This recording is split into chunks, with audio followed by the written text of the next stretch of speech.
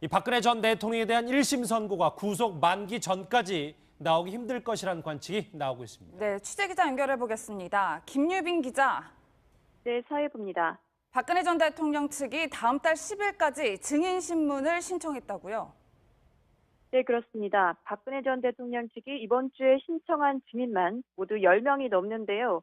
이재용 삼성전자 부회장과 정유라 씨, 그리고 우병우 전 민정수석 등 핵심 증인들이 줄줄이 법정에 설 전망입니다. 구속 만기 전에 증인신문을 다 마치더라도 검찰이 형량을 구형하는 결심공판 절차가 남아있는데요. 이 때문에 1심 선고는 구속 만기일인 10월 16일 자정을 넘기는 건 물론이고 11월이 돼야 가능할 거라는 관측도 우세합니다. 그런가 하면요, 이제 국정농단의 실질적 수혜자인 정유라 씨는 여전히 엄마인 최순실 씨 측 변호인과 거리를 두고 있다고요.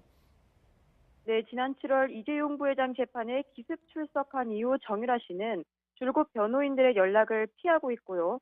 이틀 전 이경재 변호사는 정 씨의 변호인직 사임계를 낸 것으로 확인됐습니다. 이 변호사는 오늘 지난 7월 이재용 부회장의 재판에 기습 출석한 뒤 신뢰관계가 무너져서 더는 변호하기가 힘들다고 밝혔습니다. 박 전 대통령 재판에 정유라 씨가 증인으로 신청된 부분도 어느 정도 영향을 미친 것으로 보입니다. 네, 그런가 하면 검찰이 민병주 전 국정원 심리전단장을 소환했는데 어떤 혐의였나요? 네, 국정원 여론조작 의혹을 수사 중인 검찰이 민병주 전 심리전단장을 조금 전 소환했습니다. 사이버 외곽팀을 통해 댓글 조작을 주도하고 또 국정원 예산을 불법 전용한 혐의인데요. 검찰은 오늘 민 전 심리전단장을 상대로 이 부분을 집중 추궁할 계획입니다. 지금까지 사회부에서 전해드렸습니다. 현장 다녀왔습니다. 금요일 뉴스특급 본격적으로 시작해 보겠습니다. 오늘도 전문가 네 분과 함께합니다. 어서 오십시오. 네, 안녕하세요. 이 네 분과 함께 짚어볼 오늘 뉴스특급 첫 번째 주제는 바로 이겁니다. 유라 변호인 국선 변호사를 쓰든 말든 이 최순실 씨의 저 목소리가 시작이 된 것 같습니다. 이제 박근혜 전 대통령과 최순실 씨 그리고 딸인 정유라 씨 얘기를 본격적으로 해볼 텐데 오늘 움직이는 소식이 쏟아지고 있습니다. 오른쪽에 준비한 거를 같이 한번 보겠습니다. 3인방의 먹구름이 진짜 꼈는지 안 꼈는지는 이제 앞날을 보면 알겠죠. 먼저 박근혜 전 대통령입니다. 내곡동에서 재판을 받자. 방금 전에 현장에서 짚어봤는데 백 변호사님. 네. 풀려나서 불구속 재판을 받을 가능성도 있긴 있는 겁니까? 지금 가능성은 굉장히 높아졌죠. 왜냐하면 박근혜 전 대통령의 구속기간 만료가 10월 17일 0시입니다.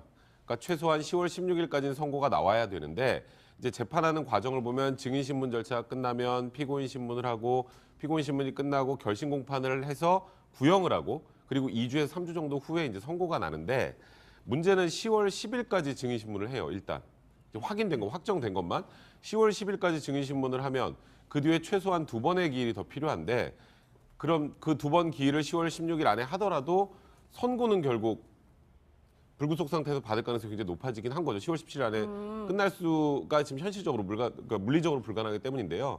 근데 지금 이제 다만 재판부에서는 이 구속 피고인을 불구속 상태로 재판을 하게 하는 거에 대해서 부담감이 굉장히 많습니다. 그래서 추가로 뭐 또 구속영장을 발부할 가능성은 배제할 수 없는데 일단 지금 발부돼 있는 구속영장의 만료가 10월 17일이라면 10월 17일 전에 일단 최소한 재판이 끝나는 건 불가능하다. 그러면 말씀하셨던 것처럼 불구속 상태로 재판을 받든지 다시 추가로 영장을 발부받아서 구속기간을 연장하든지가 이제 둘 중에 하나가 될 텐데 일단 확실한 건 10월 중순, 11월 중순에 다른 사람들, 차은택 등의 2차 구속기간 만료가 11월 중순경이거든요. 그 전에는 어떻게든 재판은 끝날 것 같다는 생각이 드네요. 예, 이수희 변호사님, 저희 뉴스특급팀이 오늘 박근혜 전 대통령의 자택인 내곡동에 이렇게 오전에 다녀왔는데 그럼 말씀대로라면 저 내곡동 자택에서 서울중앙지방법원을 왔다 갔다 하면서 이제 재판을 받는다. 저희가 이렇게 보면 되는 건가요? 그러니까 이제 1차 구속영장이 1심에 이제 6개월, 그게 이제 10월 16일인데 보통 지금 다른 피고인들도 마찬가지였지만 뭐 김기춘 실장이나 거기는 유죄 선고가 나서 그렇긴 한데 이게 연장이 가능하기는 해요. 그 연장이 어떤 거냐면 지금 이제 구속영장이 발부됐을 때 뭐 직권남용, 뇌물 이런 거 말고 기소할 때 구속영장에 없던 그 죄가 있어요. 그게 SK하고 롯데에서의 그 추가 출연했던 결국은 더 추가하진 않았지만 출연하진 않았지만 그런 새로운 범죄 사실이 있기 때문에 그걸 이유로 해서 구속영장을 한 번 더 청구할 수는 있어요, 검찰이. 그런데 그게 이재용 부회장의 그 선고 난거하고 견져 보면은 그 재단에 뭐 K스포츠 뭐 미르재단에 대한 출연은 뇌물 공여로 인정이 안 됐거든요. 그 이재용 부회장 재판에서. 그렇다 그러면은 기소 단계에서 추가된 SK하고 롯데의 그 범죄 사실 가지고 구속영장 청구를 했을 때 받아들여질까라는 거에 있어서는 저도 잘 모르겠습니다. 그게 이제 법원에 어떤 판단이 있을지. 예. 그렇다라고 하면은 불구속 상태에서 재판을 받을 가능성이 있는 거고 그러면 그야말로 자기 자택에서 받으면 돼요. 그게 아니면은 힘들면 이제 뭐 모처에서 뭐 언론이란 이런 데 너무 노출되는 게 싫으면은 모처에 있을 수도 있지만 제 생각에는 뭐 이 내곡동이 멀지 않기 때문에 그 중앙지검하고 멀지 않죠. 예. 아마 자택으로 뭐 불구속 상태가 된다면 자택에서 재판을 받지 않을까 싶은데 그러면 글쎄요. 선고 날 때까지 11월 선고를 얘기하지만 불구속 상태라고 하면은 박 대통령 입장에선 더 끌고 싶지 않을까 뭐 그런 생각도 저는 듭니다. 일단 두 분의 변호사분들은 박근혜 전 대통령이 풀려난 뒤에 재판을 받을 수 있다. 방금 전에 화면으로 잠깐 만나봤지만 이 내곡동 자택 화면으로 참 오랜만에 보는데 당시에 이 내곡동으로 이사가 됐을 때 저희가 한창 화장실 뭐 타일이라든지 뭐 욕실 뭐 콘크리트 철근들이 들어간 것을 봤는데 지금 육안으로 봤을 때 물론 뭐 오늘도 공사가 잠깐 진행 중이었던 것도 있습니다만 오늘 화면을 보면 거의 새 집의 정비가 다 된 것 같아요.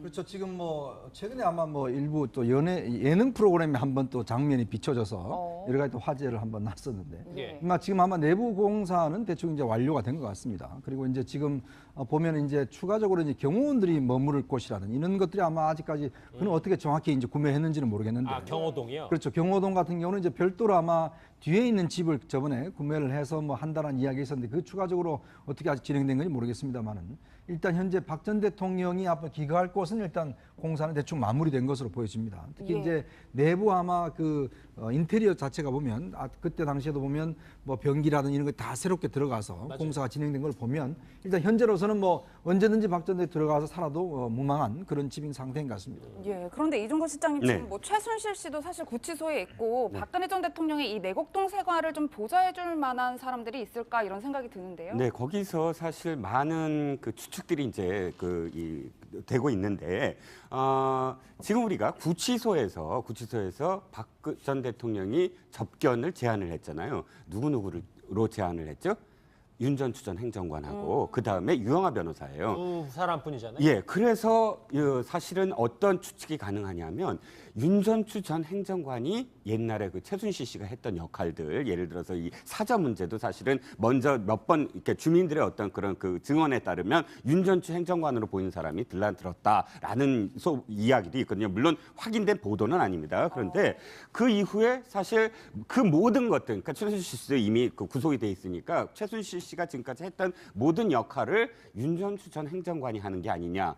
더불어서 유영하 변호사의 부인도 사실상 많이 접견을 함께해서 그런 그 도움을 많이 주고 있다라는 이야기가 있습니다. 그러니까 그 두 사람이 사실상 이 사저 문제도 그 지금까지 이렇게 좀 정리를 하고 마지막 공사까지도 이런 어떤 이 지휘를 한 게 아니냐라고 사실 추측을 하고 있습니다. 오늘 내곡동 저희가 채널의 카메라가 한번 가봤는데 보니까 뭐 경호동 말씀하셨던 경호동 말고는 어느 정도 정비는 다 돼 있는 것 같습니다. 백 변호사님. 네. 그러니까 구속 기간이 연장될 가능성은 전혀 없는지 그리고 박 전 대통령이 지난주에 이제 2차 건강 검진을 받았으니까 병 보석 가능성은 없는지 뭐 이것도 좀 체크를 좀 해봐야 될 것 같아서요. 일단 저는 개인적으로 생각할 때 2차 구속영장 청구 그리고 발부 가능성이 더 높다고 생각해요. 내곡동으로 돌아가는 것보다는. 예. 그러니까 제가 아까 불구속으로 재판받을 가능성이 높다라고 말씀을 드렸던 건데 왜냐하면 이제 아까 이수희 변호사님 말씀하셨던 것처럼 지금 첫 번째 청구됐던 구속영장 기재 범죄 사실에 SK 관련 범죄, 그다음에 롯데 관련 범죄는 빠져 있어요. 지금 신동빈 회장 같이 재판받고 있잖아요.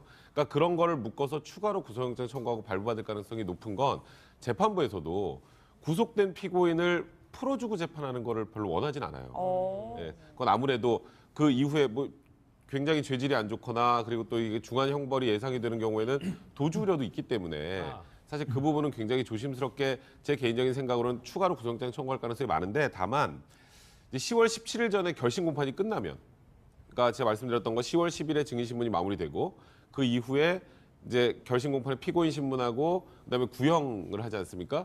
그게 안에 끝나면 선고 기간 한 2주 정도 그 기간은 굳이 구속영장을 재청구하지 않을 가능성도 있는데 문제는 10월 17일 이후에도 기일이 계속 잡혀야 될 상황이라면 그러면 아마도 구속영장 청구하고 발부될 가능성이 높지 않을까 저는 개인적으로 생각합니다. 병보석은요 그러면? 그리고 병보석은 저는 개인적으로 아직까지는 가능성이 별로 높지 않다고 생각을 하고요. 지금 박근혜 전 대통령이 병원을 몇 번 왔다 갔다 했지만 뭐 엄청나게 큰 질병을 얻었다거나 이런 건 아니지 않습니까? 뭐 일반적으로 얻을 수 있는 정도의 수준 그리고 과거에 안 좋았던 허리가 조금 악화된 정도이기 때문에 그 정도 사유로는 병보석이 될 가능성은 아직은 거의 없다고 봐야 될 것 같습니다.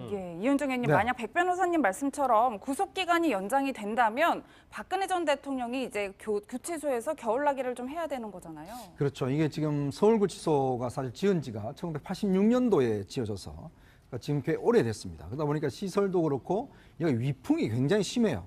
이제 그러다 보니까 예전에는 이제 그 스팀으로 이제 온풍으로 난방을 했거든요. 근데 2001년도에 이제 김대중 정권 시절에 그때 이제 이걸 전부 다 판넬로 전기 판넬로 바꿨습니다.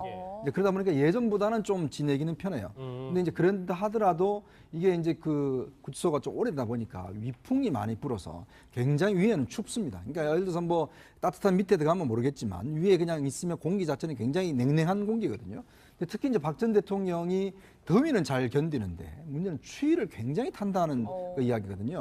그래서 아마 이제 특히 지난 여름 같은 경우는 그래도 구치소가 많이 더웠지만 그래도 어느 정도 뭐 견딜 텐데 지금 문제는 추위가 오면 서울소 같은 경우는 상당히 겨울나기가 좀 힘든 그런 그 측면이 있습니다. 더군다나 이제 온수 같은 경우는 물론 나오지만 이 샤워 같은 경우는 일주일에 한 번 정도밖에 이제 못 하게 되죠. 온수를 그렇죠. 그러다 보니까 아무래도 이번 겨울을 어떻게 나느냐. 지난번 같은 경우 그래도 좀 춥긴 했지만 했는데 지금 이제 만약 연장이 된다라면 12월 같은 경우 넘어야 되거든요. 진짜 혹한을 지나가는 그렇죠. 거잖아요. 혹한기를 넘어야 되는데 서울구치소 혹한이 그렇게 견디기가 간단치는 않습니다. 말씀하셨던 것처럼 박 전 대통령 여름에도 추위를 상당히 많이 타는 걸로 잘 알려져 있습니다. 그래서인지 이런 말을 과거에 강조하기도 했었는데 목소리 한번 들어보시죠. 청와대가 솔선수범해서 전력 소모를 줄여주시기 바랍니다. 저도 요즘 에어컨을 전혀 틀지 않고 지내고 있습니다. 요즘은 이렇게 그 셔츠 차림으로 일하는 거 이게 그 전기 전략의 상징같이 됐습니다. 그래서 우리 국무회의에서는 반바지까지는 안 입더라도 이렇게 솔선수범을 하는 게 아주 바람직한 일이라고 생각을 합니다. 실제로 박 전 대통령이 굉장히 차가운 바람에 예민한 반응을 보였던 것이 법정에서 재판을 받을 때에도 그렇죠. 에어컨을 막아달라 이런 요청을 했었잖아요. 그렇죠. 법정에서 그런데 에어컨을 그렇게 세게 안 틀었거든요. 그 법정도 역시 마찬가지로 그런 어떤 온도, 실내 온도를 몇 도까지다 해서 굉장히 그걸 준수하는 편이라 그럼에도 불구하고 5월 달에 저 에어컨 바람을 막아달라고 할 정도라면 사실 에어컨 바람이든 어떤 바람이든 차가운 그 온도에 상당히 민감한 건 사실인 것 같아요. 제가 회고록에서도 그 기억이 나거든요. 신당동 자택을 구입을 했을 때 유경수 여사가 굉장히 기뻐한 것을 이제 박근혜 대통령이 기술을 하는데 그 중에서 하나가 뭐냐면은 그간 이렇게 그 지방에 떠돌아다니면서 따뜻한 물을 쓸 수 없었고 집안이 너무 우풍이 심했는데 신당동 자택에 들어가서 가장 기뻤던 것이 따뜻한 집을 드디어 마련을 했다라는 내용이 있어요. 그런 걸 보면 사실 어렸을 때부터 그 추위에 굉장히 그러니까 그 추위를 싫어했다 이런 뭐 추측은 할 수가 있죠. 오른쪽에 준비한 거 두 번째 인물로 넘어가겠습니다. 일단 박 전 대통령은 구속 기간 내에 선고는 어려울 수 있겠지만 풀려난 뒤 재판을 받을 가능성은 뭐 두 분의 전문가는 그리 높게 보진 않는데 알겠습니다. 일단 좀 봐야 되겠죠. 두 번째 인물 최순실 씨입니다. 딸의 얘기에 대해서 국선 변호사 쓰든 말든 내가 무슨 상관이야라는 이수희 변호사. 어찌 보면 지금까지 얘기했던 것 중에 딸에 대해서 가장 모질게 얘기하는 것 같은데.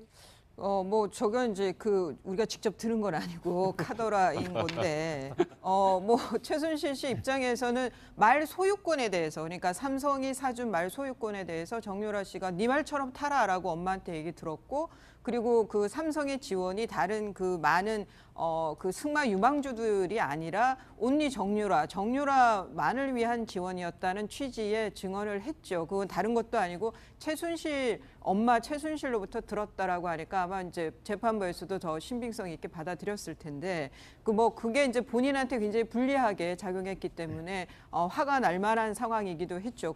거기에다가 심야에 뭐 도망치듯이 이렇게 변호인들하고 연락도 안 받고 그렇게 이제 기습 그 증언을 섰기 때문에요. 그런데 저는 최순실 씨나 이경재 변호사나 모두 정유라에 대해서 저렇게 뭐 사임을 한다, 뭐 신뢰관계가 깨져서 사임을 한다라고 하지만 그거는 사임하는 이유 중에 하나를 되는 거고 예. 실제는 지금 또 박근혜 대통령 전 대통령 재판에서 정유라가 증인으로 가니까 이해가 상충하는 면도 있죠. 그렇지만 제 생각에는 제 추측에는 정유라가 기소될 가능성이 거의 없다고 보는 거 아니냐. 그러면 더 이상 변호인이 필요 없는 상황, 그 상황이라고 보고 이렇게 딸이 그렇게 위험한 상황에 놓이지 않았다는 거다. 네, 뭐 저는 그런 그 취지의 얘기가 아닌가 좀 받아들여집니다. 예, 백 변호사님 사실 최근까지만 해도 최순실 씨가 변호인들에게 내 딸의 의중이 뭔지 좀 파악해달라, 좀 이렇게 딸의 심기를 살피는 눈치였는데 이제는 완전히 놔버렸다라는 저는 느낌을 받더라고요. 네, 저는 이수희 변호사님이랑 생각이 달라요. 이건 완전히 틀어진 거라고 개인적으로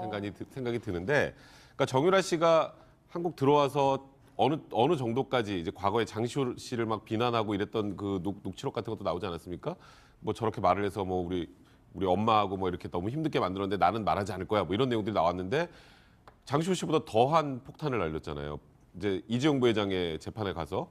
그러니까 이제 이 최순실 입장에서는 도대체 지금 내 딸이 왜 저러는지 좀 알아봐 달라고 할 수밖에 없는 상황이었던 것 같고, 그때 증인 나갈 때 생각해 보시면 변호인들하고 연락 다 안 하고 거의 무슨 007 작전을 방불케 하게 그렇게 법정에 증인으로 나갔다라는 건 지금 엄마 그리고 이경재 변호사 포함한 변호인단하고는 완전히 선을 긋겠다고 본인 스스로 선언한 거나 마찬가지 상황이었기 때문에 최순실 입장에서는 진짜 제일 궁금한 게 정유라가 왜 저러지? 일 거예요. 근데 그 왜 저러지를 넘어서서 저번에 이재용 부회장의 그 뇌물 관련해서 유죄 판결이 나올 때 사실 정유라의 진술도 꽤 큰 역할을 했어요. 예. 그러면 이 이재용 부회장의 재판과 거의 사실상 쌍둥이 재판이라고 할 수 있는 본인 재판에도 정유라의 그 당시의 얘기가 굉장히 악영향을 미칠 가능성이 많기 때문에 지금 상황에서는 정유라 엄마와 딸의 관계지만 사실 지금 현 시점에서는 엄마와 딸의 관계 아무리 그렇게 가깝다고 하더라도 계속 유지하기가 좀 힘든 상황이 아닌가. 그래서 결국 이경재 변호사도 사임을 한 게 아닌가 싶습니다. 국선 변호사를 쓰든 말든 이 말보다 더 사실 이경재 변호사 입으로 표현했던 게 이제 화면 잠깐 보시겠지만 이현정님 네. 신뢰라는 단어를 계속 쓰더라고요. 그러니까 변호인이 예를 들어서 어떤 피고인을 이제 변호를 할 때 그 사람의 주장과 그 사람의 어떤 모든 혐의에 대해서 서로 신뢰관계가 없다라면 이게 변호할 수가 없죠. 왜냐하면 그 변호라는 것은 그 사람이 어떤 총체의 문제를 알고 그것에 대해서 이제 변호 전략을 짜는 거 아니겠습니까? 근데 지금 보면 사실은 변호인들은 사실 정유라가 어디 있는지도 모르고 전화 통화도 되지도 않고 그런 상황에서 정유라가 뭐 무죄다 아니다 뭐 이런 것들을 지금 변호할 수 있는 처지가 아니죠. 그렇다 보니까 아마 수차례에 걸쳐서 최순실 씨한테 이런 불만들을 이야기를 했고 그러니까 지금 단계에서는 사실 이제 더 이상 어떤 뭐 변호하기에는 굉장히 힘든 단계다라고 아마 지나간 것 같아요. 그래서 아마 이제 사실은 이경재 변호사 사무실에 있는 변호사들이 다 지금 그걸 하고 있거든요. 예. 그렇기 때문에 이경재 변호사가 사퇴를 하면 자동적으로 아마 같이 있는 변호사들도 이제 변론을 하지 않게 될 겁니다. 이제 그렇다고 본다면 아마 이제는 정유라가 본인이 직접 변호인을 선임을 하든지 예. 아니면 이제 국선 변호를 쓰든지 이제 그 두 단계인데 지금 상황에서 아마 그렇게 본인이 직접 변호인을 쓸 만큼의 어떤 좀 그런 도와주는 사람이 있는가 이것도 솔직히 좀 의문이 들긴 해요. 이제 그러면 본다라면 아마 국선 변호인 쓸 가능성도 저는 뭐 배제하지 않고 있습니다. 이게 국선 변호인이 검찰 단계에서는 국선 변호인을 우리가 안 해줘요 법에서 그 기소가 됐을 때 국선 변호인을 해주는 예. 거거든요. 그러니까 지금 정유라에 대해서는 기소된 것도 없기 때문에 예. 사실 뭐 크게 변호사가 필요한 것도 아니에요. 국선 변호이든 뭐 그냥 일반 변호사든 예. 그래서 저는 좀 그런 예측을 하는 거고. 한 면에서는 어차피 이경재 변호사 옆에 있어도 통제가 안 되니까. 그러니까 예를 들어서 이경재 변호사를 둬서 최순실 씨 입장에서는 정유라 얘기도 들어서 서로 이제 연결이 되는 그런 걸 원했을 텐데 사실 이경재 변호사가 얘기한 것처럼 신뢰관계가 무너졌다는 건 본인이랑 연락이 안 된다는 거예요, 이제는. 그러면 있을 이유가 없는 거고 말씀하셨던 것처럼 기소가 되면 이제 기소가 된다는 전제하에 정유라 씨도 아마도 기소는 될 겁니다. 뭐 그렇게 중하진 않아도 기소가 된다면 뭐 굳이 제가 보기에 유능한 변호사를 쓸 만큼 혐의가 중하지가 않아요. 그래서 만약에 기소가 된다면 국선 변호사로 갈 가능성이 좀 더 높지 않을까 저는 생각합니다. 근데 중요한 건 사실 여기서 정유라 씨 입장을 봐야 될 것 같아요. 정유라 씨 입장에서는 그러면 그 어머니를 변호하는 변호사들을 내 변호사로 계속 써야 되는가라는 판단한다면 그러진 않다는 거죠. 왜냐하면 자 자신의 이득을 위해서 변호인은 존재하잖아요. 자신의 어떤 그러니까 의뢰인의 이득이 무엇이냐를 얘기를 그러니까 그 방향으로 가야 되는데 자신의 어머니 최순실 씨를 변호하는 변호사들은 최순실 씨의 이득을 먼저 생각을 한다는 말이죠. 예를 들어서 모녀 관계긴 하지만 내가 이렇게 반하는 증언을 해서 기소를 안 당하거나 혹은 기소를 되더라도 굉장히 형을 약하게 받겠다라는 그런 의도로 사실 발언을 했을 때 자신의 의뢰인은 사실은 자신의 편을 들어줘야지 어머니의 편을 들었단 말이죠. 그렇다면 당연히 나도 내 이익을 위해서는 다른 변호인을 해야 돼라고 판단을 할 수밖에 없는 거죠. 그러니까 동시에 두 사람을 함께 의뢰를 하는 어떤 변호인의 입장 그건 사실 불가능하다고 저는 봐요. 모녀 관계이기 때문에 이 일이 좀 특수해서 그렇긴 하지만. 오른쪽에 준비한 거 마지막으로 한번 보실게요. 내곡동에서 재판을 받고 싶어 할 것 같은 박근혜 전 대통령과 이 말도 전언입니다만 뭐 딸에 대해서 국선 변호사 쓰든 말든 상관없다. 이 말도 전언이기만 합니다인데 이 얘기가 좀 흥미로워요. 나를 도와줄 사람이 없는 듯 정유라 씨입니다. 예, 이현정 의원님 네. 뭐 이 말이 사실이라면 정유라 씨가 이제 엄마도 믿을 수 없다. 검찰과 아들과 함께 가겠다. 뭐 저희가 이렇게 받아들이면 되는 건가요? 그러니까 지금 보면 정유라 씨 처지가 보면 굉장히 좀 고립무원한 상태인 것 같습니다. 왜냐하면 지금 아버지인 정유라 씨 같은 경우도 사실은 뭐 그렇게 지금 도와주는 것 같지도 않고 또 지금 뭐 예를 들어서 지금 친척들 같은 경우도 사실 거의 뭐 이번에 뭐 척이 많이 졌지 않습니까? 예. 이제 그러다 보니까 아마 지금은 사실 아기를 키우기 위해서 이제 혼자 있는 것 같고 지난번에 아마 그 보모 같은 경우도 일을 더 이상 할 수 없다라고 해서 아마 그만둔다라는 이야기가 있었는데 그 다음에는 어떻게 된지는 모르겠어요. 예. 이제 그런 상황이라면 지금 정유라는 굉장히 혼자 지금 고립돼 있는 상황에서 뭐 특검 측에 조금의 어떤 도움을 받고 있는 상황이 아닌가. 그리고 또 아버지인 정윤회 씨 같은 경우는 이미 오래전에 사실 사이가 어떤 멀어졌고 그런 상황에서 뭐 접촉이 없다고 한다면 지금은 거의 이제 좀 칩거 상태에 있는 것이 아닌가 아마 그렇게 좀 추정을 해봅니다. 이수 변호사님. 네. 그런데 아까 뭐 굳이 뭐 국선 변호사든 일반 변호사든 필요는 없다는 말씀하셨지만 그래도 누군가는 이 정유라 씨 변호사 말고도 도와줄 사람이 필요할 건 아니겠습니까? 아버지 뭐 정윤혜 씨가 분명히 뭐 도와줄 걸로 보이고요. 그리고 본인이 지금 힘든 것 중에 하나가 이게 그 엄마 최순실 씨가 그 뇌물죄 공범으로 기소가 되는 바람에 재산이 동결됐어요. 예. 그러다 보니까 돈 쓰는 것이 쉽지는 않을 거예요. 아마 아버지한테서 오지 않으면은 돈 쓰는 것이 자유롭지 않을 텐데 뭐 그런 것이 정유라 씨 입장에서는 좀 더 힘든 게 되지 않을까 뭐 그런 생각이 들고 그리고 지금 정유라 씨에 대해서 뭐 기소가 된다라고 하면은 저는 주목해서 보는 게 재산 국외 도피죄를 이거를 그 죄에 기소를 할 거냐 아니냐 이 재산 국외 도피죄가 굉장히 형량이 센 거란 말이에요. 그렇죠.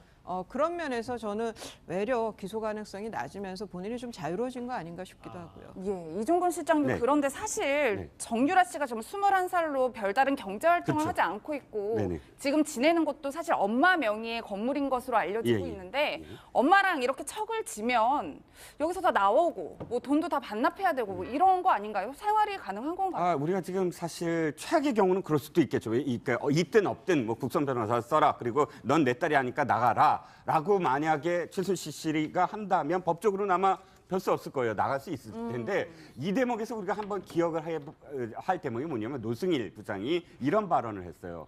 아무리 막 넉비공 같지만 그러나 어머니의 한 10배는 앞서 있다. 생각이. 자, 그러면 정유라 씨가 이렇게 그러니까 그 그러니까 새벽에 삼성과 반하는 이재용 부회장의 불리한 그런 증언, 최순실 씨의 불리한 그런 증언을 하러 아침에 뛰쳐나갔다 하는 것이 충동적인 행동으로 보이진 않거든요. 최소한 계산이 있었을 거다. 충분한 계산. 그 계산이 내가 이렇게 해서 내 형량만 감소되는 것이 아니라 내가 그래도 버틸 수 있는 그 무엇인가가 있지 아니하면 그 새벽 4시에 나가서 그 어머니한테 지금까지 이런 비난을 받으면서까지 계속 가능할까? 저는 충분히 무엇인가 지금 충분한 어떤 준비가 있었을 것이다. 그렇지 않고는 그렇게 새벽에 나가지 않을 것이다라고 봅니다. 더불어서 유영하 변호사의 부인도 사실상 많이 접견을 함께해서 그런 그 도움을 많이 주고 있다라는 이야기가 있습니다. 그러니까 그 두 사람이 사실상 이 사저 문제도 그 지금까지 이렇게 좀 정리를 하고 마지막 공사까지도 이런 어떤 총책 이 지휘를 한 게 아니냐라고 사실 추측을 하고 있습니다. 오늘 내곡동 저희가 채널의 카메라가 한번 가봤는데 보니까 뭐 경호동 말씀하셨던 경호동 말고는 어느 정도 정비는 다 돼 있는 것 같습니다. 백 변호사님. 네. 그러니까 구속 기간이 연장될 가능성은 전혀 없는지, 그리고 박 전 대통령이 지난주에 이제 2차 건강검진을 받았으니까 병보석 가능성은 없는지 뭐 이것도 좀 체크를 좀 해봐야 될 것 같아서요. 일단 저는 개인적으로 생각할 때 2차 구속영장 청구 그리고 발부 가능성이 더 높다고 생각해요. 내곡동으로 돌아가는 것보다는. 예. 그러니까 제가 아까 불구속으로 재판받을 가능성이 높다라고 말씀을 드렸던 건데, 왜냐하면 이제 아까 이수희 변호사님 말씀하셨던 것처럼 지금 첫 번째 청구됐던 구속영장 기재 범죄 사실에 SK 관련 범죄, 그다음에 롯데 관련 범죄는 빠져 있어요. 지금 신동빈 회장 같이 재판받고 있잖아요. 그러니까 그런 거를 묶어서 추가로 구속영장 청구하고 발부받을 가능성이 높은 건 재판부에서도 구속된 피고인을 풀어주고 재판하는 거를 별로 원하진 않아요. 예, 그건 아무래도 그 이후에 뭐 굉장히 죄질이 안 좋거나 그리고 또 이게 중한 형벌이 예상이 되는 경우에는 도주 우려도 있기 때문에 사실 그 부분은 굉장히 조심스럽게 제 개인적인 생각으로는 추가로 구속영장 청구할 가능성이 많은데, 다만 이제 10월 17일 전에 결심 공판이 끝나면, 그러니까 제가 말씀드렸던 거 10월 10일에 증인신문이 마무리되고 그 이후에 이제 결심 공판에 피고인 신문하고 그다음에 구형을 하지 않습니까? 그게 안에 끝나면 선고 기간 한 2주 정도, 그 기간은 굳이 구속영장을 재청구하지 않을 가능성도 있는데, 문제는 10월 17일 이후에도 기일이 계속 잡혀야 될 상황이라면 예. 그러면 아마도 구속영장 청구하고 발부될 가능성이 높지 않을까 저는 개인적으로 생각합니다. 병보석은요 그러면? 그리고 병보석은 저는 개인적으로 아직까지는 가능성이 별로 높지 않다고 생각을 하고요. 지금 박근혜 전 대통령이 병원을 몇 번 왔다 갔다 했지만 뭐 엄청나게 큰 질병을 얻었다거나 이런 건 아니지 않습니까? 뭐 일반적으로 얻을 수 있는 정도의 수준, 그리고 과거에 안 좋았던 허리가 조금 악화된 정도이기 때문에 예. 그 정도 사유로는 병보석이 될 가능성은 아직은 거의 없다고 봐야 될 것 같습니다. 예, 이은정 의원님, 네. 만약 백 변호사님 말씀처럼 구속 기간이 연장이 된다면 박근혜 전 대통령이 이제 구치소에서 겨울나기를 좀 해야 되는 거잖아요. 그렇죠. 이게 지금 서울구치소가 사실 지은 지가 1986년도에 지어져서 그러니까 지금 꽤 오래됐습니다. 그러다 보니까 시설도 그렇고 여기 위풍이 굉장히 심해요. 이제 그러다 보니까 예전에는 이제 그 스팀으로 이제 온풍으로 난방을 했거든요. 근데 2001년도에 이제 김대중 정권 시절에 그때 이제 이걸 전부 다 판넬로, 전기 판넬로 바꿨습니다. 이제 그러다 보니까 예전보다는 좀 지내기는 편해요. 근데 이제 그런다 하더라도 이게 이제 그 구치소가 좀 오래되다 보니까 위풍이 많이 불어서 굉장히 위에는 춥습니다. 그러니까 예를 들어서 뭐 따뜻한 밑에 들어가면 모르겠지만 위에 그냥 있으면 공기 자체는 굉장히 냉랭한 공기거든요.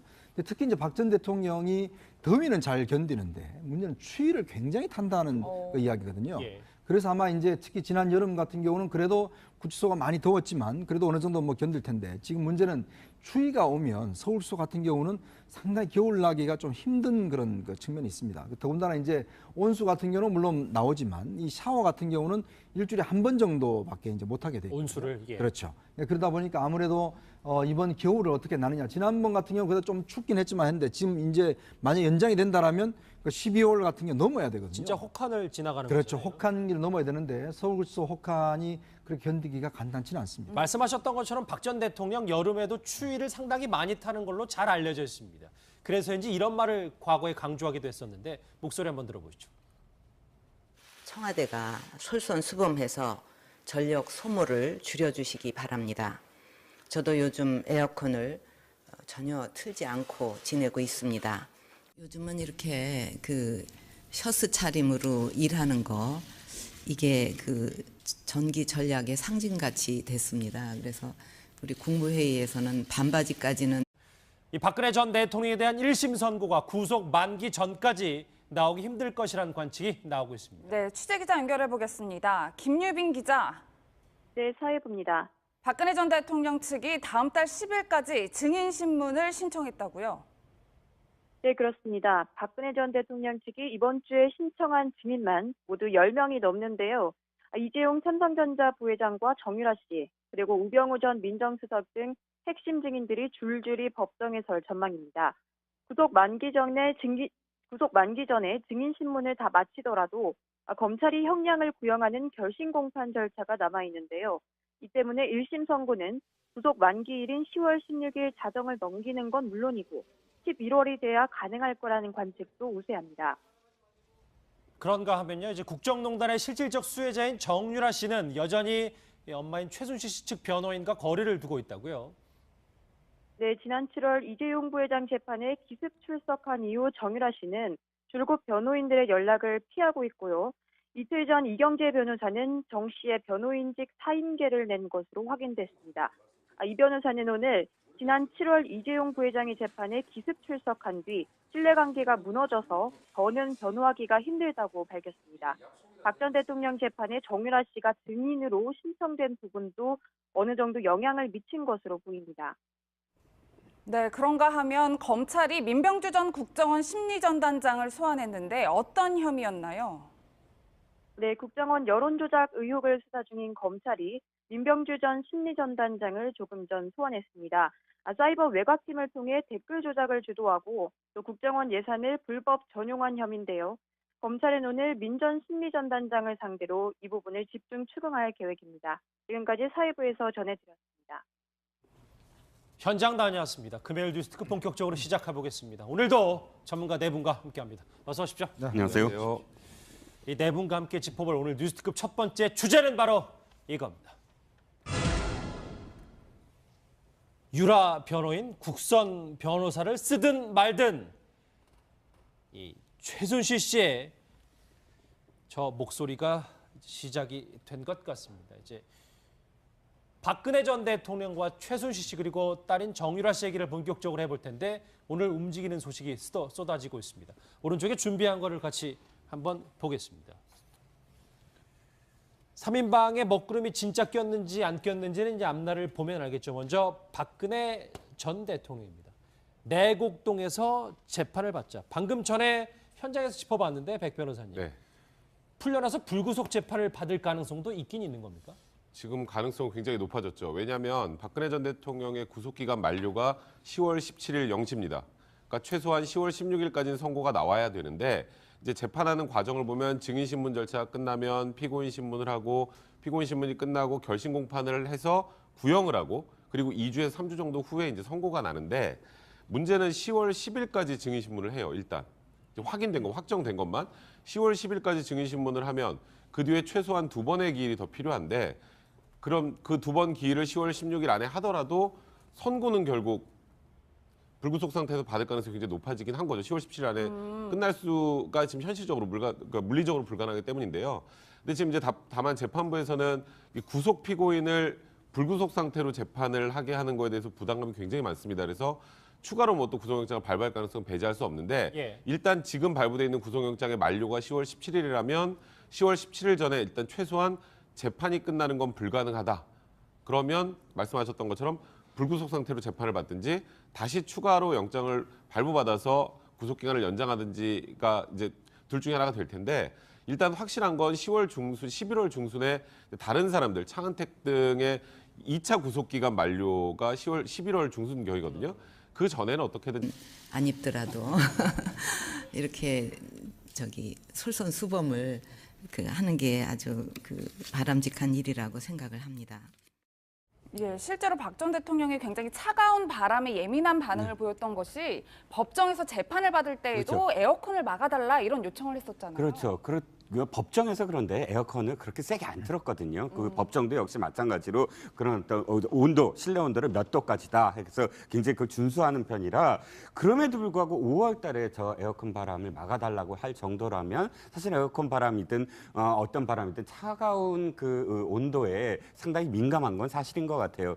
제가 회고록에서도 그 기억이 나거든요. 신당동 자택을 구입을 했을 때 유경수 여사가 굉장히 기뻐한 것을 이제 박근혜 대통령이 기술을 하는데 그 중에서 하나가 뭐냐면은 그간 이렇게 그 지방에 떠돌아다니면서 따뜻한 물을 쓸 수 없었고 집안이 너무 우풍이 심했는데 신당동 자택에 들어가서 가장 기뻤던 것이 따뜻한 집을 드디어 마련을 했다라는 내용이 있어요. 그런 걸 보면 사실 어렸을 때부터 그런 추위에 굉장히 그 추위를 싫어했다 이런 뭐 추측은 할 수가 있죠. 예, 오른쪽에 준비한 거 두 번째 인물로 넘어가겠습니다. 일단 박 전 대통령은 구속기간 내에 선고는 어려울 수 있겠지만 풀려난 뒤 재판을 받을 가능성은 뭐 두 분의 전문가는 그리 높게 보진 않는데 알겠습니다. 일단 좀 봐야 되겠죠. 두 번째 인물 최순실 씨입니다.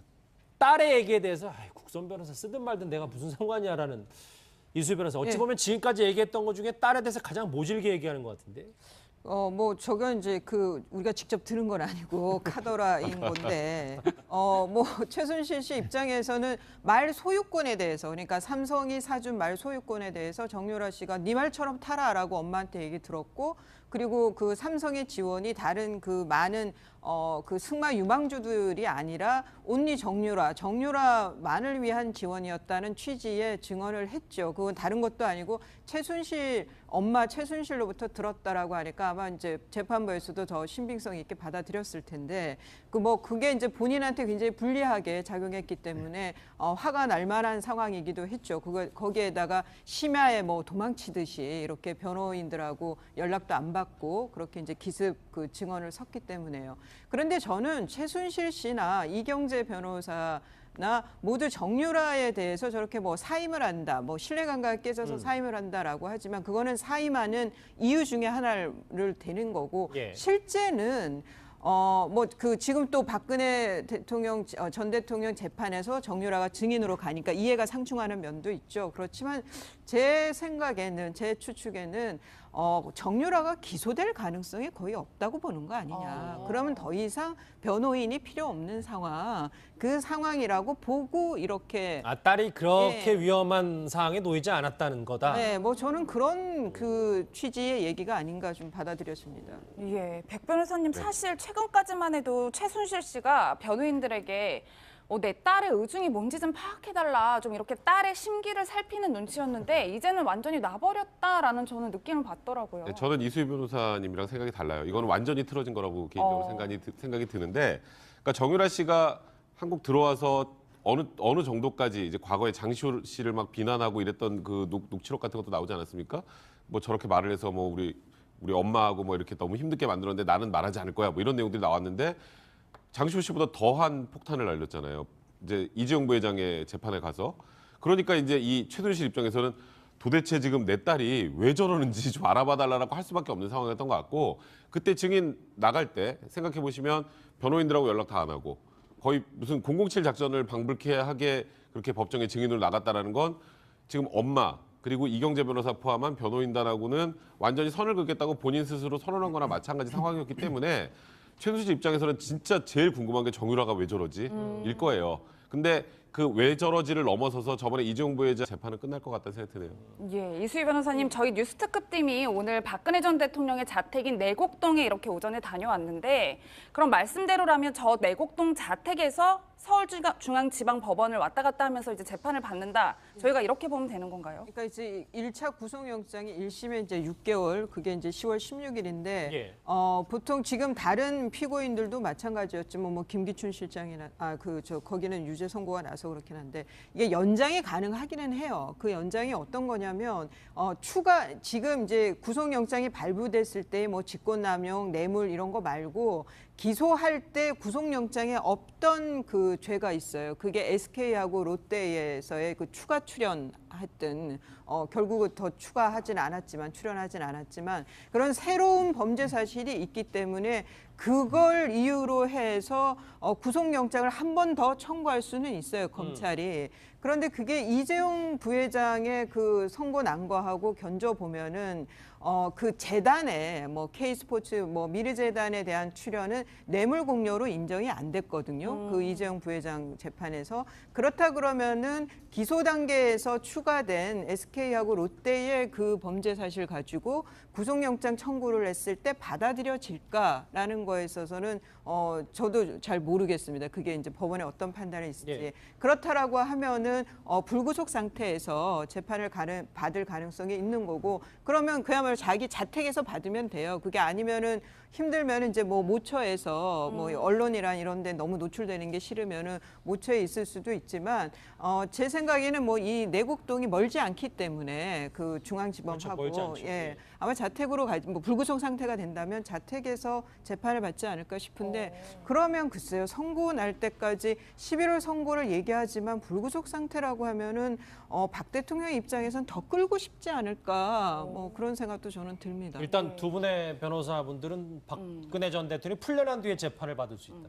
방금 전에 화면으로 잠깐 만나봤지만 이 내곡동 자택 화면으로 참 오랜만에 보는데 당시에 이 내곡동으로 이사가 됐을 때 저희가 한창 화장실 뭐 타일이라든지 뭐 욕실, 뭐 콘크리트, 철근들이 들어간 것을 봤는데 지금 육안으로 봤을 때 물론 뭐 오늘도 공사가 잠깐 진행 중이었던 것도 있습니다만 오늘 화면을 보면 거의 새 집의 정비가 다 된 것 같아요.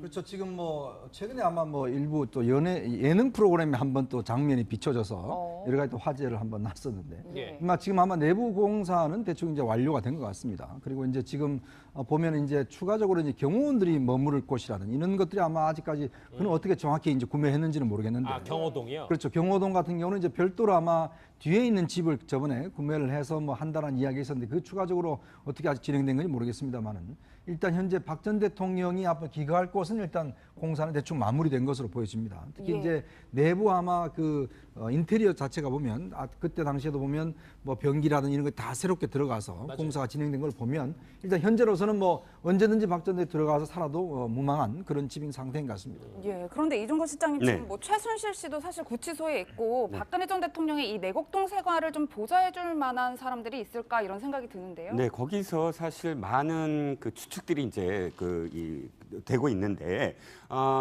지금 우리가 구치소에서 박 전 대통령이 접견을 제안을 했잖아요. 누구로 제안을 했죠?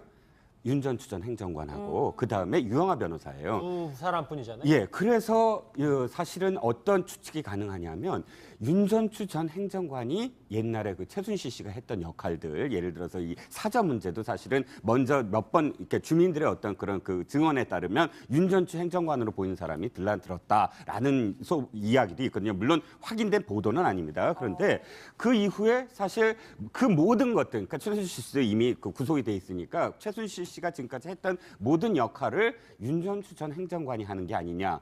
당의 그 뇌물 관련해서 유죄 판결이 나올 때 사실 정유라의 진술도 꽤 큰 역할을 했어요. 예. 그러면 이 이재용 부회장의 재판과 거의 사실상 쌍둥이 재판이라고 할 수 있는 본인 재판에도 정유라의 그 당시의 얘기가 굉장히 악영향을 미칠 가능성이 많기 때문에 지금 상황에서는 정유라 뭐 엄마와 딸의 관계지만 사실 지금 현 시점에서는 엄마와 딸의 관계 아무리 그렇게 가깝다고 하더라도 계속 유지하기가 좀 힘든 상황이 아닌가. 그래서 결국 이경재 변호사도 사임을 한 게 아닌가 싶습니다. 국선 변호사를 쓰든 말든 이 말보다 더 사실 이경재 변호사 입으로 표현했던 게 이제 화면 잠깐 보시겠지만 이현정님 네. 신뢰라는 단어를 계속 쓰더라고요. 그러니까 변호인이 예를 들어서 어떤 피고인을 이제 변호를 할 때 그 사람의 주장과 그 사람의 어떤 모든 혐의에 대해서 서로 신뢰관계가 없다라면 이게 변호할 수가 없죠. 왜냐하면 그 변호라는 것은 그 사람이 어떤 총체의 문제를 알고 그것에 대해서 이제 변호 전략을 짜는 거 아니겠습니까? 근데 지금 보면 사실은 변호인들은 사실 정유라가 어디 있는지도 모르고 전화 통화도 되지도 않고 그런 상황에서 정유라가 뭐 무죄다 아니다 뭐 이런 것들을 지금 변호할 수 있는 처지가 아니죠. 그렇다 보니까 아마 수차례에 걸쳐서 최순실 씨한테 이런 불만들을 이야기를 했고 그러니까 지금 단계에서는 사실 이제 더 이상 어떤 뭐 변호하기에는 굉장히 힘든 단계다라고 아마 지나간 것 같아요. 그래서 아마 이제 사실은 이경재 변호사 사무실에 있는 변호사들이 다 지금 그걸 하고 있거든요. 예. 그렇기 때문에 이경재 변호사가 사퇴를 하면 자동적으로 아마 같이 있는 변호사들도 이제 변론을 하지 않게 될 겁니다.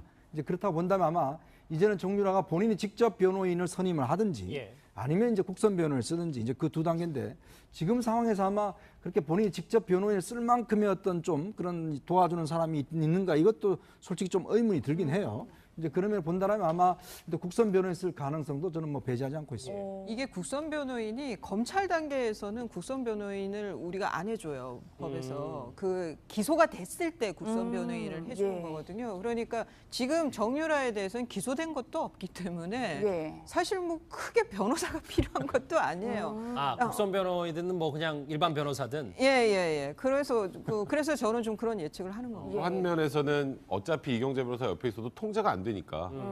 그러니까 예를 들어서 이경재 변호사를 둬서 최순실 씨 입장에서는 정유라 얘기도 들어서 서로 이제 연결이 되는 그런 걸 원했을 텐데 사실 이경재 변호사가 얘기한 것처럼 신뢰관계가 무너졌다는 건 본인이랑 연락이 안 된다는 거예요, 이제는. 그러면 있을 이유가 없는 거고 말씀하셨던 것처럼 기소가 되면 이제 기소가 된다는 전제하에 정유라 씨도 아마도 기소는 될 겁니다. 뭐 그렇게 중하진 않아도 기소가 된다면 뭐 굳이 제가 보기에 유능한 변호사를 쓸 만큼 혐의가 중하지가 않아요.